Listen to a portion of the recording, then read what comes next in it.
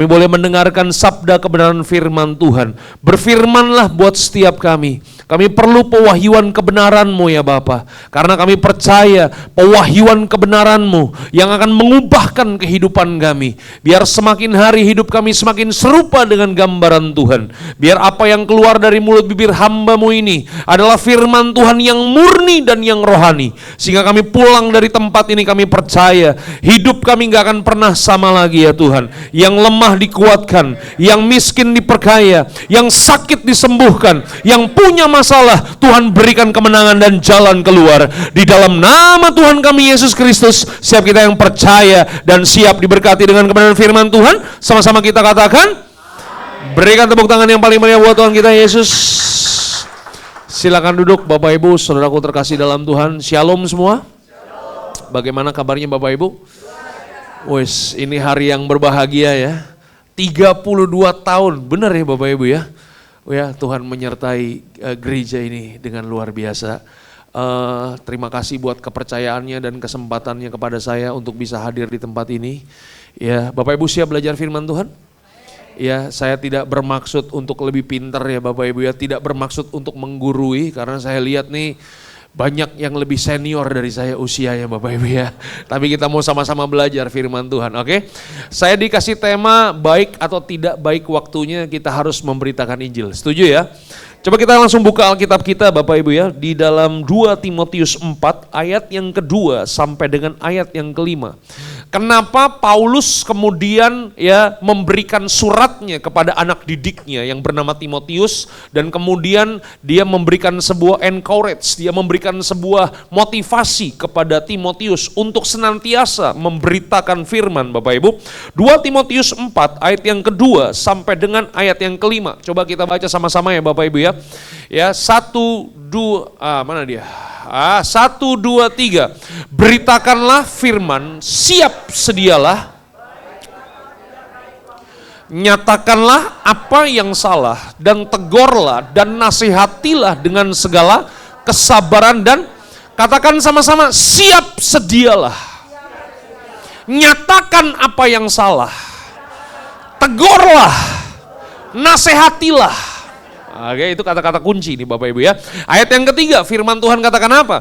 Kenapa Paulus kemudian menyuruh, menghimbau Timotius untuk memberitakan firman, siap atau tidak siap waktunya? Ya, baik atau tidak baik waktunya? Karena ayat yang ketiga dikatakan begini, karena akan datang waktunya orang tidak dapat lagi menerima ajaran sehat, tetapi mereka akan mengumpulkan guru-guru menurut kehendaknya untuk memuaskan keinginan telinganya Bapak Ibu ya. Di akhir zaman ini percayalah banyak orang lebih senang dengar motivasi daripada pengajaran firman Bapak Ibu. Setuju gak? Saya mau kasih tahu Bapak Ibu, orang bodoh jangan dimotivasi. Gak ada amin nih. Diem aja nih ya kan. Kayaknya Bapak Ibu udah lapar nih. Tenang ya Bapak Ibu, ada kue, tenang. Pasti abis ini makan Bapak Ibu.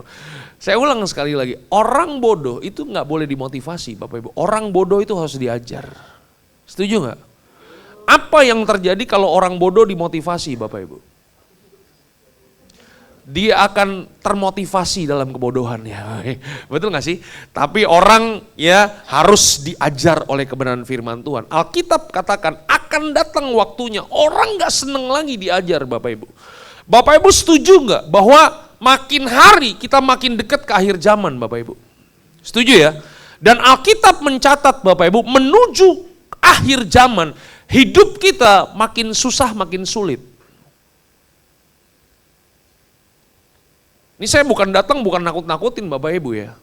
Tadi malam saya dapat mimpi dari Tuhan, akan datang masa-masa yang sukar. Kemudian saya kasih tahu, nggak perlu saya dapat mimpi. Bapak Ibu nanti pelajari aja firman Tuhan bahwa di hari-hari terakhir akan datang masa yang sukar.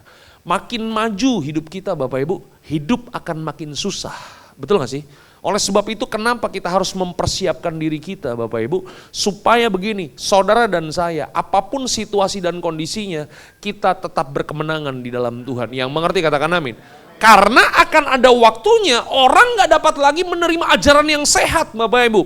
Ayat yang keempat, firman Tuhan katakan apa? Mereka akan memalingkan telinganya dari kebenaran dan membukanya bagi dongeng. Jadi banyak orang lebih senang dengar dongeng daripada dengar pengajaran firman Tuhan, Bapak Ibu ya. Ayat yang kelima, firman Tuhan katakan apa? Tetapi kuasailah dirimu dalam segala hal. Sabarlah menderita. Lakukanlah pekerjaan pemberita Injil dan tunaikanlah tugas pelayananmu. Bapak Ibu saudaraku terkasih dalam Tuhan, sebelum Yesus terangkat ke surga, Dia memberikan sebuah perintahnya buat setiap kita, Bapak Ibu, yang seringkali kita sebut dengan perintah agung atau amanat agung. Bapak Ibu masih ingat? Matius 28 ayat 19 sampai ayat yang ke-20. Pergilah, jadikanlah semua bangsa muridku, baptislah mereka dalam nama Bapa, Putra, dan Roh Kudus, dan ajarlah mereka melakukan segala sesuatu yang kuperintahkan kepadamu, maka aku akan menyertai engkau sampai kesudahan akhir zaman. Halo? Pertanyaannya, saudara mau disertai sama Tuhan? Sampai kesudahan akhir zaman?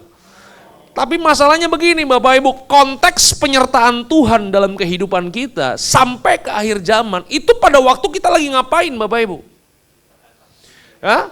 Pada waktu kita pergi, pada waktu saudara dan saya, kita keluar dari ibadah ini Bapak Ibu, kemudian kita menjadikan semua bangsa muridnya Tuhan. Pada waktu saudara dan saya menunaikan tugas saudara. Halo? Bapak Ibu saudaraku terkasih dalam Tuhan, saya mau kasih tahu, saudara ada di tempat ini bukan hanya sekedar duduk. Saudara ada di tempat ini, Bapak Ibu saudaraku terkasih dalam Tuhan ada di tempat ini bukan hanya sedang menikmati firman Tuhan, tetapi firman Tuhan yang kita pelajari harus kita beritakan kepada orang-orang di luar sana yang belum mengenal akan Tuhan. Yang mengerti katakan amin. Ada tugas Bapak Ibu, ya. Kekristenan kita bukan hanya sekedar agama, di mana saudara dan saya hanya sekedar mengerjakan ritual keagamaan kita. Bapak Ibu setuju nggak kalau kekristenan bukan agama? Kalau Bapak Ibu baca dalam kitab Kisah Para Rasul, Bapak Ibu, kata Kristen pertama kali muncul di dalam Alkitab, itu sebenarnya bukan dalam bentuk agama Bapak Ibu. Kata Kristen pertama kali muncul di dalam Alkitab, itu adalah sebagai sebuah bentuk ejekan dari orang-orang yang ada di Antioquia, yang kemudian mereka melihat ada sekelompok orang murid-murid Kristus yang menghidupi ajaran Kristus, mereka menghidupi cara hidup Kristus, mereka diejek dengan panggilan apa? Kristen Bapak Ibu. Jadi mereka disebut Kristen itu karena apa? Karena cara hidup mereka.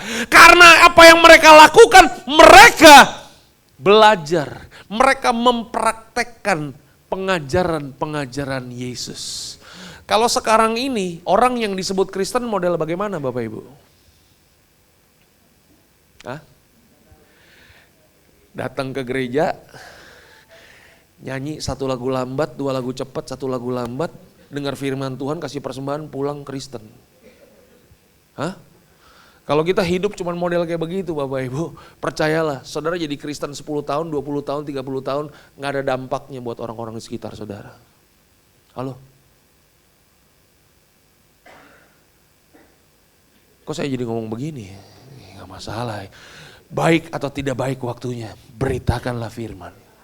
Setuju? Ya, ini bukan dongeng nih Bapak Ibu, ini kebenaran firman Tuhan.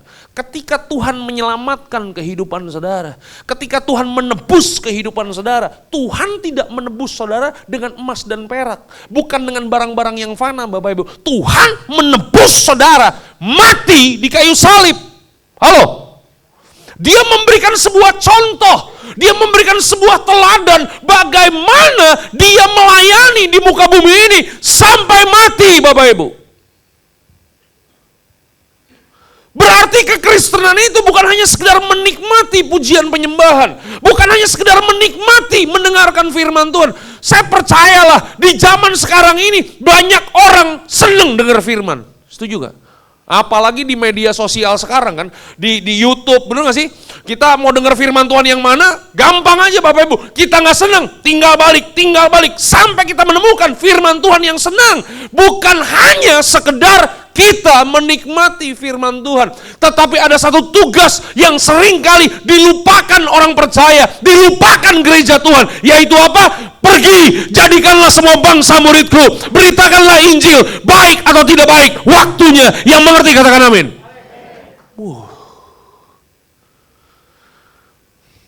Jadi gregetan Bapak Ibu ya. Hah? Bapak Ibu siap masuk ke dalam firman Tuhan? Katakan sebelah kanan, sebelah kiri. Tadi baru pendahuluan aja itu. Ya, jangan kebiasaan dengar firman Tuhan setengah jam Bapak Ibu ya. Nggak akan bertumbuh gitu. Ya, dengar firman Tuhan tuh minimal 2 jam. Ada amin? Aminnya rada nggak enak ya, kita courting 40 menit dah ya kan. Oke, coba kita mau melihat Bapak Ibu ya, ketika Yesus ada di dalam dunia ini, fokus pelayanan Yesus itu apa sih Bapak Ibu? Oke, ya kita percaya bahwa begini kan, kita harus meneladani Yesus. Bagaimana Yesus melayani, kita harus melayani seperti Yesus. Bagaimana Yesus hidup, kita harus hidup seperti Yesus hidup. Setuju ya Bapak Ibu ya? Ya, nah kita mau lihat waktu Yesus ada di muka bumi ini, fokus Yesus itu gimana sih? Nah, ada satu bagian ayat firman Tuhan Bapak Ibu, coba kita buka sama-sama di dalam Markus 5 ayat yang ke-24 Bapak Ibu. Markus 5 ayat yang ke-24, Alkitab katakan apa? Kita baca sama-sama, 1, 2, 3. Lalu pergilah Yesus dengan orang itu. Orang banyak berbondong-bondong mengikuti dia, berdesak-desakan di dekatnya. Saudaraku terkasih dalam Tuhan, kalau Alkitab berkata, hari itu Yesus berjalan dan kemudian berbondong-bondong dan berdesak-desakan, berarti hari itu Yesus terkenal gak? Kenapa Yesus bisa terkenal? Karena kemanapun Yesus pergi, yang buta berjalan, yang lumpuh melihat. Ada amin, haleluya. Ada amin? Hah? Yang benar yang mana nih? Hah? Saya mau nanya, orang buta bisa jalan gak? Orang lumpuh bisa ngelihat gak? Jadi yang salah siapa? Gak ada yang salah. Ya. Kemanapun Yesus pergi, ada perbuatan-perbuatan mujizat, benar gak sih? Makanya ada begitu banyak orang berbondong-bondong ngikut Yesus. Saya mau nanya, kalau ada begitu banyak orang berbondong-bondong bahkan berdesak-desakan mengikut Yesus, pertanyaan saya, berarti semua orang perlu Yesus gak? Yang mengerti katakan amin. Semua orang perlu Yesus? Semua orang perlu Yesus Bapak Ibu. Tapi perhatikan baik, Yesus tidak berfokus kepada banyak orang yang ngikutin dia. Yesus hanya berfokus kepada satu orang Bapak Ibu. Karena firman Tuhan katakan apa di dalam ayat yang selanjutnya, ayat yang ke-25. Alkitab katakan apa? 1, 2, 3. Ada di situ seorang perempuan yang sudah 12 tahun lamanya menderita. Bapak Ibu masih ingat kisah ini? Kalau banyak orang berbondong-bondong ikut Yesus, mereka perlu Yesus gak? Mereka perlu Yesus, mereka perlu pertolongan Yesus gak? Mereka perlu pertolongan Yesus, tapi tidak semua Yesus tolong. Yesus hanya berfokus kepada satu orang, wanita yang sakit pendarahan Bapak Ibu. Makanya begini Bapak Ibu, untuk menunaikan tugas kita memberitakan Injil, Tuhan kan gak suruh saudara menyampaikan firman Tuhan di depan ratusan orang kan?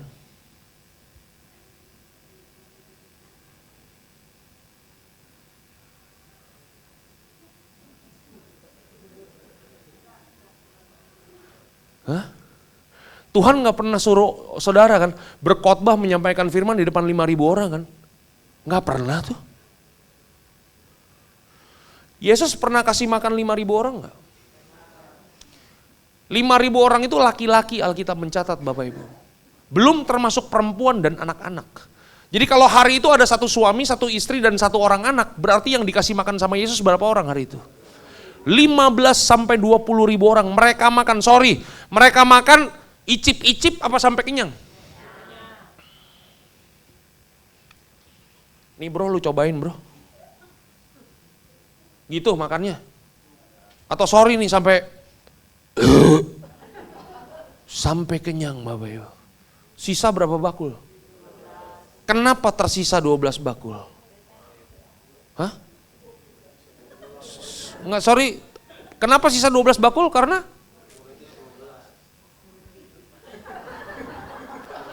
itu pewahyuan guru sekolah minggu Bapak Ibu.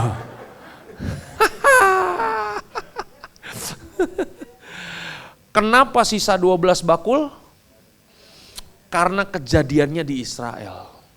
Kalau kejadiannya di GBI Jatinegara tidak bersisa Bapak Ibu. Ya kan? Karena konon katanya jemaat di tempat ini kalau datang pesta tuh tasnya tuh ada kantong plastiknya Bapak Ibu ya kan. Bapak Ibu saudaraku terkasih, semua mata lihat saya. Siap? Siap?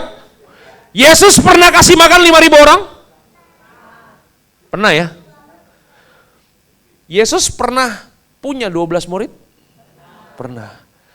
Supaya Injil kerajaan ini tersebar lebih cepat, harusnya Yesus pakai yang 5.000 atau pakai yang 12? Harusnya secara logika Tuhan Yesus pakai yang 5.000 dong. Tapi kenapa Yesus nggak pakai yang 5.000? Yesus pakai 12 murid yang dia pilih satu persatu. Dia berfokus kepada 12 murid. Kenapa? Karena Yesus mau mengajar kepada kita untuk memberitakan firman Tuhan. Gak perlu banyak orang Bapak Ibu. Satu aja fokus. Satu aja belum bisa mau 5.000.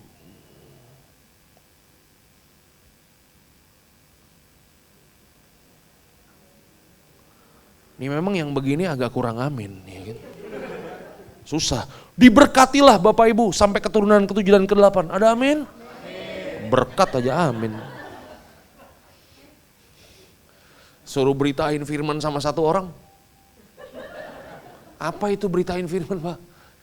Itu tugas saudara dan saya Bapak Ibu. Yesus selama di muka bumi ini, dia berfokus kepada satu orang demi satu orang. Itu pelayanannya Bapak Ibu. Contoh yang lain lagi Bapak Ibu ya. Dari wajah kayaknya agak kurang percaya, nggak masalah ya kan. Coba Markus 5 ya, belum ya. Yohanes 5 ayat yang kedua sampai dengan ayat yang ketiga. Ini bagaimana Yesus menyembuhkan orang yang 38 tahun sakit ya. Pendarahan Bapak Ibu ya. Bukan ini bro. Yohanes 5 ayat yang kedua dan ayat yang ketiga. Ya, 1, 2, 3. Di Yerusalem dekat pintu gerbang domba ada sebuah kolam yang dalam bahasa Ibrani disebut Bethesda. Ada berapa serambinya? 5 serambinya. Ayat yang ketiga ya, dikasih sebuah fakta dalam Alkitab. Di Bethesda itu ada siapa aja? Alkitab katakan begini, di serambi-serambi itu berbaring sejumlah besar orang sakit, orang buta, orang-orang timpang dan orang-orang lumpuh yang menantikan goncangan air. Jadi kalau airnya bergoncang, malaikat turun, orang yang pertama masuk dalam kolam tersebut, apapun sakitnya pasti sembuh. Yang mengerti katakan amin. Pertanyaan saya, banyak nggak orang sakit di situ? Ada orang buta, orang timpang, orang lumpuh. Pertanyaan saya, semuanya perlu pertolongan nggak? Semuanya perlu mujizat nggak? Tapi perhatikan baik Bapak Ibu, waktu Yesus hadir di kolam Bethesda, nggak semuanya dia sembuhkan. Cuman satu orang yang 38 tahun sakit. Yesus nggak berfokus kepada banyak orang, dia cukup sembuhkan satu orang. Susahkah buat kehidupan saudara memberitakan firman hanya kepada satu orang? Harusnya enggak Bapak Ibu. Kita di gereja ini udah 32 tahun nih Bapak Ibu nih. Iya kan? 1 bulan berapa minggu? 4. 1 bulan berapa tahun? 12 bulan, berapa bulan? 1 tahun berapa bulan? 12 kali 4? 48. 48 kali 32. Pertanyaan saya, udah berapa khotbah yang Bapak Ibu dengar selama 32 tahun? Banyak banget. Itu kalau kita baca Alkitab berurutan, udah kelar sekali, selesai itu Bapak Ibu. Kita udah tahu banyak kebenaran firman Tuhan Bapak Ibu di kepala kita. Yang kita lakukan sekarang adalah memberitakan apa yang sudah kita pelajari tiap minggu. Susahkah buat saudara?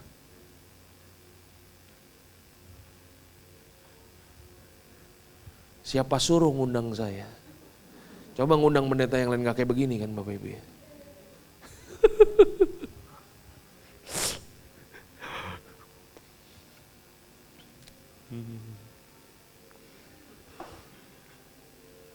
Harusnya gak susah Bapak Ibu.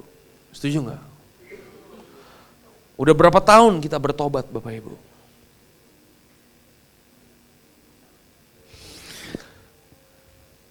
Ayat-ayat terakhir ya Bapak Ibu ya. Dari wajah kelihatannya Bapak Ibu udah mulai gak suka sama saya. Jadi ayat-ayat terakhir aja. Oke. Coba Lukas 8 ayat yang ke-26. Kita mau lihat pelayanan Yesus Bapak Ibu.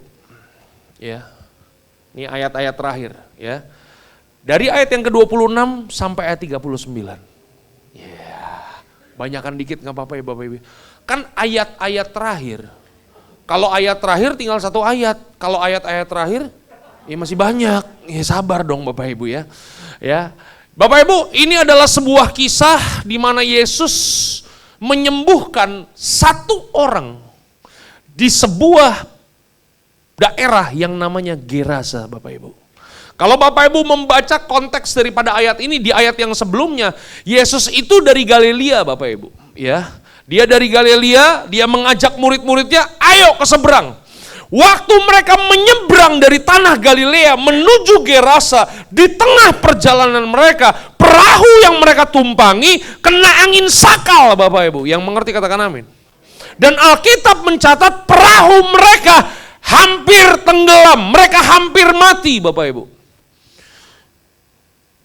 Kalau kita mau melayani nih Bapak Ibu ya, mau pelayanan, tiba-tiba di tengah jalan ada masalah, berarti iblis gak seneng deh, kan gitu pemikiran kita kan GBI kan gitu kan, kan GBI, saya juga GBI Bapak Ibu, saya dari GBI ya kan, ini ada iblis gak seneng nih dengan pekerjaan Tuhan.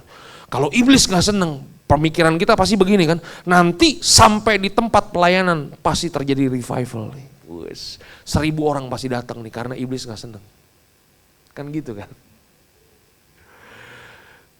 Waktu mereka sampai di tanah Gerasa Bapak Ibu, itu mau datang pelayanannya aja udah mau mati Bapak Ibu ya. Sama kayak saya nih, datang ke tempat ini. Dari tempat tadi ibadah kebaktian pertama, saya datang kemari ngebut Bapak Ibu ya. Untuk mengejar ketertinggalan Bapak Ibu ya kan. Dahsyat. Sampai di tanah Gerasa, ternyata yang Yesus layani bukan 1000 orang. Yang Yesus layani berapa orang? Cuma 1. Yesus gak pernah fokus banyak-banyak Bapak Ibu. 1 aja.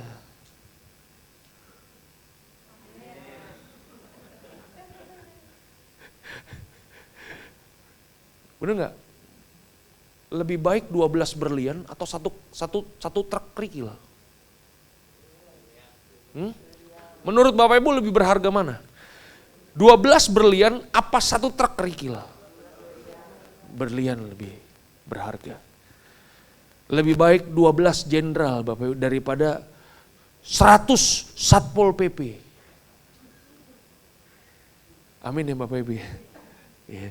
Fokus Yesus itu 1 di tanah Gerasa.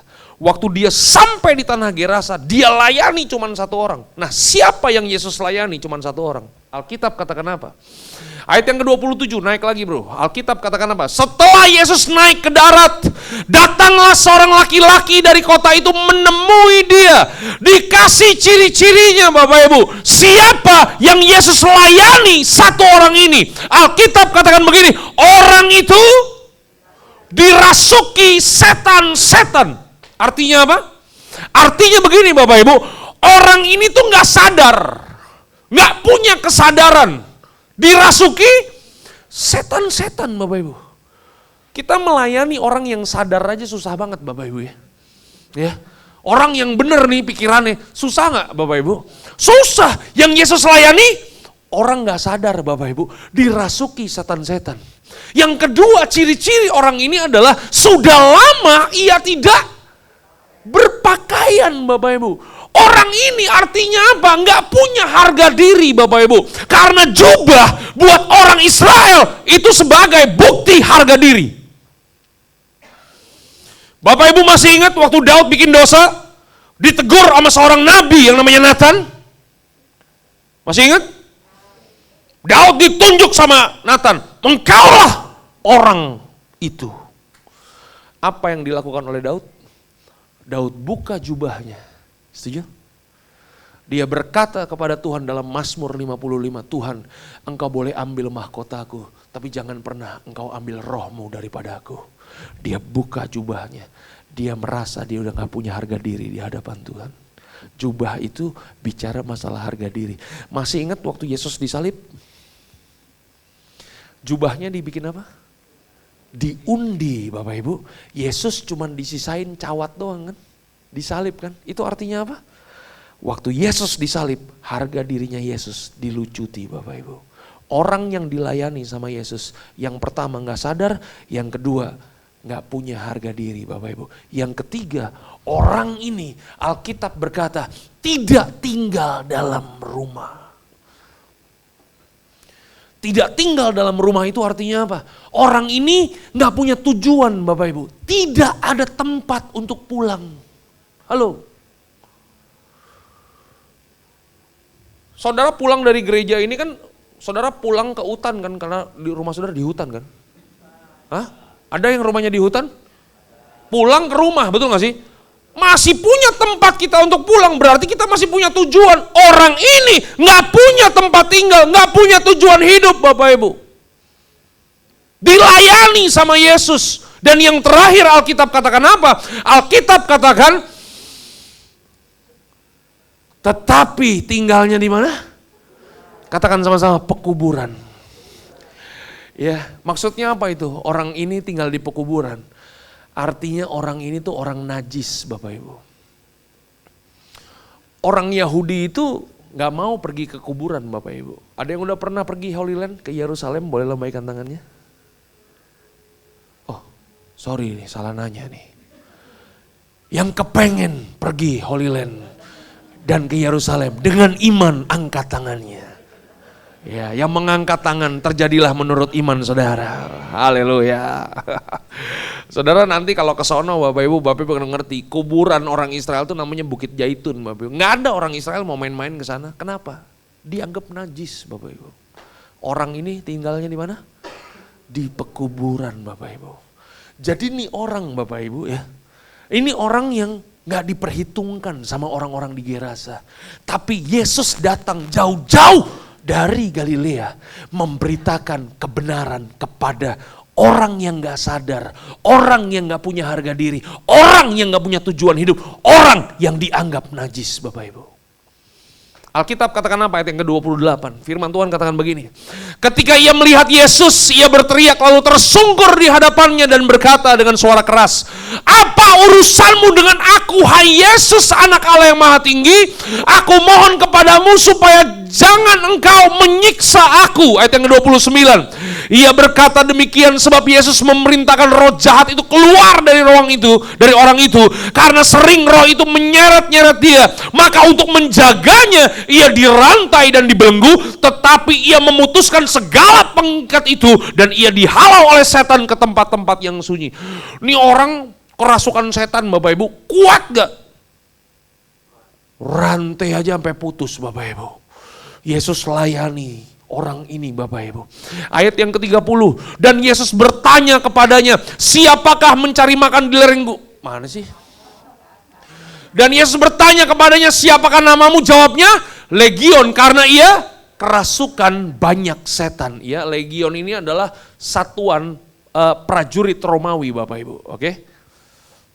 Satu legion itu 100 sampai 1000 Bapak Ibu ya. Ayat yang ke-31.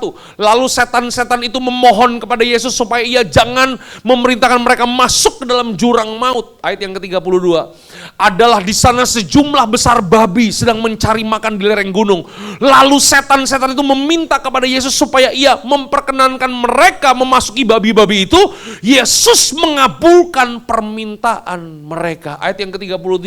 Ini keren nih ayat yang ke-33. Lalu keluarlah setan-setan itu dari orang itu dan memasuki babi-babi itu. Kawanan babi itu terjun dari tepi jurang ke dalam danau. Lalu Bapak Ibu, kalau kita baca kisah ini kisah Injil Sinoptik Bapak Ibu ya. Kisah ini ada di Markus, ada di Matius Bapak Ibu, oke? Di Injil-Injil yang lain dikasih tahu, hari itu setan-setan yang masuk ke babi-babi, babi-babinya itu ada 2.000 babi. Masuk ke jurang mati lemes. Kalau satu babi harganya 5 juta, kali 2.000 berapa duit Om? Berarti begini, untuk memenangkan satu jiwa, itu harganya mahal Bapak Ibu. Setuju gak? Katakan sebelah kanan, sebelah kiri, satu jiwa tuh harganya mahal. Pertanyaannya, berani gak kita bayar harganya nih Bapak Ibu? Betul gak sih? Kadang-kadang kita melayani orang Bapak Ibu ya, kita udah doain nih orang, kadang-kadang gak bertobat-bertobat malah mengecewakan kita Bapak Ibu. Tapi percayalah begini Bapak Ibu, pelayanan Bapak Ibu gak akan pernah sia-sia. Yang mengerti katakan amin. Karena begini Bapak Ibu, waktu kita melayani hanya satu orang dan orang ini tidak Tuhan ubahkan. Karena memang kadang-kadang yang Tuhan mau ubah bukan orang itu. Yang Tuhan mau ubah adalah diri kita sendiri Bapak Ibu. Tuhan sedang mengubah saudara, Tuhan sedang memperbesar kapasitas saudara, kedewasaan saudara, supaya saudara makin serupa dengan gambaran Tuhan. Yang mengerti katakan amin. Gak pernah sia-sia pelayanan kita Bapak Ibu. Masalahnya begini nih, masalah. Siap dengan masalah? Masalahnya itu babi bukan punya Yesus Bapak Ibu. Yesus main usir-usir aja masuk babi, bukan punya dia kan gitu kan. Masalah gak nih Bapak Ibu? Masalah. Dan apa yang terjadi waktu ada masalah ini Bapak Ibu? Ayat yang ke-34, Alkitab katakan apa? Ya ayat yang ke-34, coba naik Pak. Setelah penjaga-penjaga babi itu melihat apa yang telah terjadi, ini kaget penjaga babinya, ya kan? Kalau ada penjaga babinya, berarti kan ada pemilik babinya nih Bapak Ibu. Setuju nggak?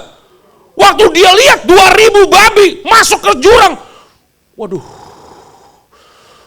itu kayak kita kehilangan duit di tabungan kita, semuanya hilang Bapak Ibu. Panik langsung penjaga-penjaga babinya, dan apa yang terjadi setelah melihat apa yang telah terjadi, mereka lari lalu menceritakan hal itu ke kota dan di kampung-kampung sekitarnya. Jadi hari itu di Gerasa terjadi kehebohan yang luar biasa. 2.000 babi mati dalam sekejap.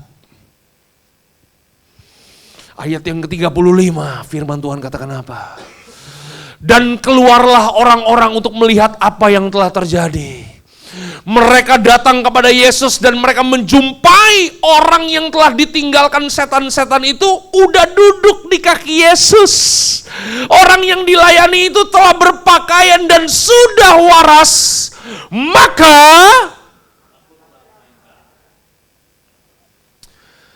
ada yang tinggal di Jatinegara Bapak Ibu? Semua tinggal di Jatinegara. Dari wajah kelihatan orang Jatinegara. Saudara kalau di lingkungan saudara, ada satu orang gila Bapak Ibu ya. Seringkali lewat di depan rumah Bapak Ibu, telanjang gak pakai baju Bapak Ibu. Risih gak Bapak Ibu? Risih.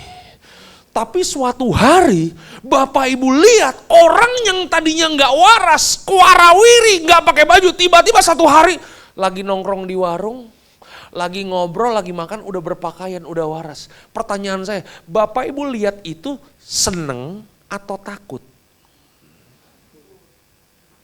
Hah? Kan udah disembuhin dia nih. Udah sadar kan? Seneng atau takut? Hah? Kalau ngelihat yang telanjang seneng apa takut? Kirain seneng. Kalau kita ngelihat orang telanjang takut apa seneng? Wah, ketemu orang telanjang nih di tengah jalan nih. Halo, ada yang kayak begitu? Ngeri Bapak Ibu kita kalau disamperin dia, bener gak sih? Takut dong, bener gak? Tapi kalau kita lihat satu hari orang itu udah berpakaian, udah waras, udah bisa diajak ngomong, seneng apa takut? Harusnya seneng dong, bener gak sih? Nah, orang-orang di Gerasa ngeliat nih, orang ini udah duduk di dekat Yesus, udah bisa diajak ngobrol, udah berpakaian. Harusnya mereka seneng dong. Tapi kenapa mereka takut Bapak Ibu? Ayat yang ke-36 firman Tuhan katakan apa? 36 Om. Thus, orang-orang yang telah melihat sendiri hal itu memberitahukan kepada mereka bagaimana orang yang dirasuk setan itu telah diselamatkan. Ayat yang ke-37. Lalu seluruh penduduk daerah Gerasa meminta kepada Yesus supaya Yesus meninggalkan mereka sebab mereka sangat ketakutan. Maka naiklah Yesus ke dalam perahu lalu berlayar kembali. Orang di Gerasa gak bisa melihat keselamatan daripada Yesus Bapak Ibu. Kenapa? Mereka usir Yesus pergi. Halo? Pertanyaan saya, apakah selesai sampai di situ kisahnya Bapak Ibu? Hah? Waktu mereka usir Yesus, apakah selesai sampai di situ? Enggak Bapak Ibu. Lihat bagaimana pelayanan Yesus bekerja dan berjalan. Ayat firman Tuhan katakan begini Bapak Ibu, ayat yang ke-38. Naik, Om, des. Dan orang yang telah ditinggalkan setan-setan itu meminta supaya orang yang tadi gak waras Bapak Ibu ya, kena setan-setan itu diperkenankan menyertai dia, tetapi Yesus menyuruh dia pergi dan berkata, Yesus katakan begini kepada orang itu, ayat yang ke-39, pulanglah ke rumahmu dan ceritakanlah segala sesuatu yang telah diperbuat Allah atasmu.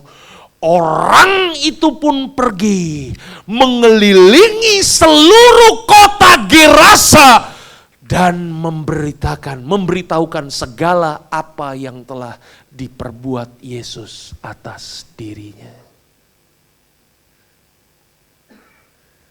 Halo? Yesusnya boleh mereka usir Bapak Ibu. Tapi rencana Tuhannya tetap berjalan. Betul? Yesusnya udah pergi gak? Pergi. Tapi Yesus pakai orang yang tadi baru disembuhkan ini untuk memberitahukan apa yang Yesus perbuat pada dirinya ke seluruh kota dari satu rumah ke rumah lainnya. Makanya begini Bapak Ibu, kita melayani memberitakan Injil hanya kepada satu orang. Jangan pernah underestimate satu orang yang kita layani. Karena kita gak pernah tahu dia akan jadi apa Bapak Ibu. Halo? Pertanyaan saya, waktu orang yang kerasukan setan ini memberitakan firman kepada orang-orang di Gerasa, orang-orang di Gerasa bertobat gak, percaya Tuhan gak? Diselamatkan gak? Yang diselamatkan boleh lambaikan tangannya. Yang tidak diselamatkan boleh lambaikan tangannya. Yang tuli. Diem aja dari tadi ini.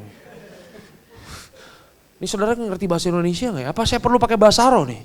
Tambah bingung saudara nanti. Hah? Pertanyaan saya, orang di Gerasa diselamatkan gak? Katakan sebelah kanan, sebelah kiri. Keselamatan bukan urusan elu. Urusan elu adalah memberitakan firman.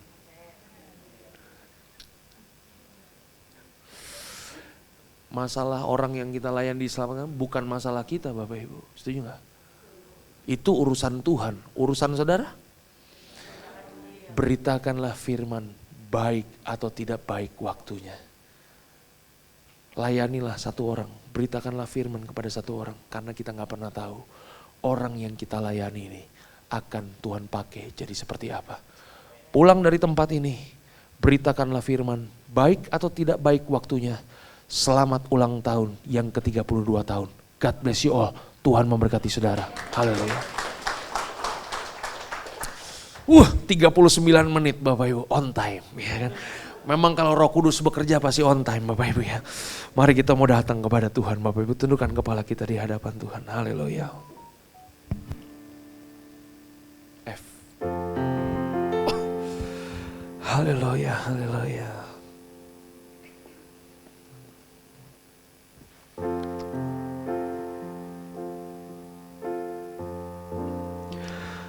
Engkau yang lebih tahu cara untuk membuka jalanku. Engkau yang lebih mengerti cara untuk menolong hidupku. Ku percaya Kau Tuhan yang tak pernah gagal, menjadikanku lebih dari pemenang. Ku percaya Kau Tuhan yang tak pernah lalai, menepati janji-janjimu. Ku percaya Kau Tuhan yang tak pernah gagal, menjadikanku lebih dari pemenang. Ku percaya Kau Tuhan yang tak pernah lalai, menepati janji-janjimu. Oh, ku percaya Kau Tuhan yang tak pernah gagal, menjadikanku lebih dari pemenang. Ku percaya Kau Tuhan yang tak pernah lalai, menepati janji. Sekali lagi sama-sama katakan, come on. Ku percaya Kau Tuhan yang tak pernah gagal, menjadikanku lebih dari pemenang. Ku percaya Kau Tuhan yang tak pernah lalai, menepati janji. Bapak Ibu saudaraku terkasih dalam Tuhan, percayalah Bapak Ibu bahwa Tuhan mau pakai setiap kita. Ketika Tuhan memberikan perintah agung, amanat agung, itu perintah bukan untuk hamba Tuhan dan pendeta Bapak Ibu. Itu perintah diberikan untuk semua orang percaya. Mengambil tanggung jawab, pergi, beritakanlah firman Tuhan. Jadikanlah semua bangsa murid Bapak Ibu. Halo? Kalau hari ini ada beberapa di antara Bapak Ibu saudaraku terkasih dalam Tuhan berkata dalam hati, Pak Pendeta, saya kan udah tua Pak Pendeta, udahlah saya nikmatin hidup aja, biar urusan pemberitaan firman Tuhan, urusan yang muda-muda. Enggak Bapak Ibu.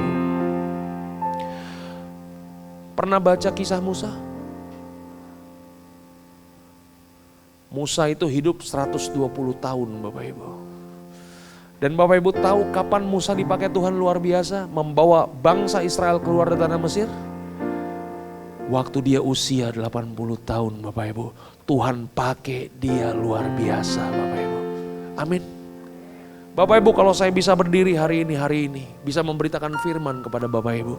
Saya mau kasih tahu, saya bisa bertobat bukan karena saya dapat penglihatan daripada Tuhan Bapak Ibu. Tapi karena ada orang-orang yang memberitakan firman kepada saya Bapak Ibu. Halo? Pemberitaan firman, tugas tanggung jawab kita nggak akan pernah sia-sia Bapak Ibu. Oleh sebab itu pulang dari tempat ini Bapak Ibu, jangan lepas tanggung jawab kita sebagai orang percaya. Ambil tanggung jawab saudara. Kenapa? Karena itulah yang akan kita bawa waktu kita berhadapan muka dengan Tuhan, Bapak Ibu. Halo? Boleh kesaksian sedikit gak nih? Boleh ya? Mau dengar kesaksian Bapak Ibu? Saya punya adik rohani Bapak Ibu. Adik rohani saya ini perempuan. Kami melayani sama-sama dari waktu kami melayani youth Bapak Ibu. Kami melayani pemuda. Saya gini-gini pernah jadi ketua pemuda Bapak Ibu. Kelihatan gak pernah jadi ketua pemuda nih Bapak? Kelihatan nih Bapak. Ya kita melayani sama-sama. Adik rohani saya akhirnya ketemu pasangan hidupnya itu di gereja Bapak Ibu. Akhirnya mereka memutuskan menikah. Dan saya yang memberkati pernikahannya Bapak Ibu. Tapi karena ada satu dan lain hal Bapak Ibu. Adik rohani saya ini pergi meninggalkan pelayanan. Dia tinggalkan gereja Bapak Ibu. Singkat cerita saya nggak tahu kemana adik rohani saya ini. Bertahun-tahun dia menghilang Bapak Ibu. Satu hari di sebuah kebaktian Natal Bapak Ibu. Sementara saya lagi khotbah. Saya kaget bukan main. Adik rohani saya datang sama suaminya Bapak Ibu. Waktu saya datang saya lihat saya kaget. Cuman kan saya nggak mungkin nyapa kan. Masa saya nyapa lagi khotbah nyapa. Kemana aja lo? Nggak mungkin kan. Ya kan saya tunggu sampai kebaktian selesai. Selesai kebaktian selesai. Saya cari adik rohani saya. Ternyata adik rohani saya yang perempuan itu udah pulang duluan Bapak Ibu. Suaminya ditinggal. Dan saya baru tahu dari suaminya. Ternyata adik rohani saya ini kena kanker payudara Bapak Ibu.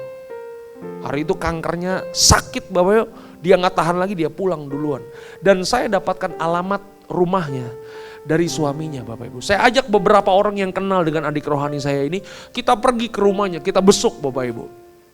Tapi karena mungkin kita datangnya rame-rame nih Bapak Ibu ya. Jadi dia tidak berani mengutarakan isi hatinya. Kenapa dia datang ke ibadah hari itu Bapak Ibu. Waktu saya pulang dengan istri Bapak Ibu. Saya ngomong begini sama istri saya. Yang besok kamu mau gak ke rumah adik rohani kita ini lagi? Tolong dicari tahu, tolong dikorek. Kenapa dia mau datang ke kebaktian? Karena saya besoknya itu harus pelayanan ke Pulau Batam Bapak Ibu. Saya berangkat 4 hari, istri saya datang nemui. Dan saya baru tahu dari istri saya, waktu mereka ceritakan antara perempuan dengan perempuan, akhirnya terbongkar. Ya, jadi adik rohani saya ngomong begini, Kak, sebenarnya saya takut mati. Saya takut Tuhan panggil saya. Karena kalau Tuhan panggil saya mau bawa apa buat Tuhan? Saya gak punya apa-apa untuk saya bawa buat Tuhan. Kemudian istri saya membesarkan hati adik rohani saya. Istri saya ngomong begini, Dek, kamu pasti sembuh. Kalau kamu sembuh, kita pelayanan bareng-bareng lagi, Dek. Istri saya pulang, 4 hari kemudian saya pulang dari Batam, pulang ke Jakarta Bapak Ibu. Saya bermaksud untuk melihat, untuk membesuk, untuk datang ke rumahnya. Bahkan saya udah beli bolu kesukaan adik rohani saya ini Bapak Ibu. Saya udah beliin bolu kesukaan dia. Itu bolu baru nyampe di depan rumah saya. Saya dapat telepon dari suaminya. Adik rohani saya udah dipanggil Tuhan Bapak Ibu. Dan yang membuat saya terpukul Bapak Ibu. Kenapa Tuhan gak kasih waktu untuk adik rohani saya hidup dan melayani Bapak Ibu. Bapak Ibu saudaraku terkasih dalam Tuhan. Ada waktunya nanti. Orang-orang udah gak mau dengar lagi firman Tuhan Bapak Ibu. Makanya hari ini kalau Tuhan kasih Bapak Ibu hidup. Tuhan kasih umur panjang kepada Bapak Ibu. Gunakanlah usia Bapak Ibu untuk melayani pekerjaan firman Tuhan. Beritakanlah firman Tuhan baik atau tidak baik waktunya. Amin. Saudara mau mengambil tanggung jawab itu? Yang mau boleh lambaikan tangan Bapak Ibu. Yang mengangkat tangan kita bangkit berdiri sama-sama. Come on. Ku percaya Kau Tuhan yang tak pernah gagal, menjadikanku lebih dari pemenang. Ku percaya Kau Tuhan yang tak pernah lalai, menepati janji. Sekali lagi sama-sama satu suara. Come on. Ku percaya Kau Tuhan yang tak pernah gagal, menjadi berikanku lebih dari pemenang.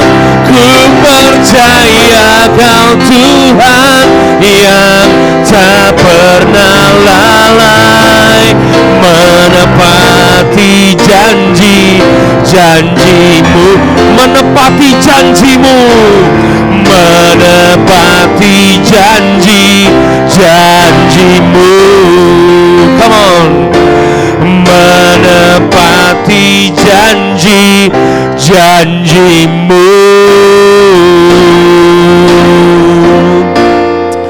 Bapa, di dalam nama Tuhan kami Yesus Kristus, firman-Mu telah diberitakan ya Bapa. Biar setiap kami, siapapun kami mengambil sebuah tanggung jawab. Biarlah amanat agung ini ya Bapa, kami selesaikan sementara Tuhan memberikan kesempatan kami untuk bernafas di muka bumi ini. Supaya ketika kami berjumpa muka dengan Tuhan, kami bertanggung jawab dengan waktu dan kesempatan yang Tuhan berikan. Kami pulang dari tempat ini, kami percaya hidup kami gak akan pernah sama lagi ya Tuhan. Di dalam nama Tuhan kami Yesus Kristus, setiap kita yang percaya diberkati firman Tuhan, sama-sama kita katakan Happy birthday.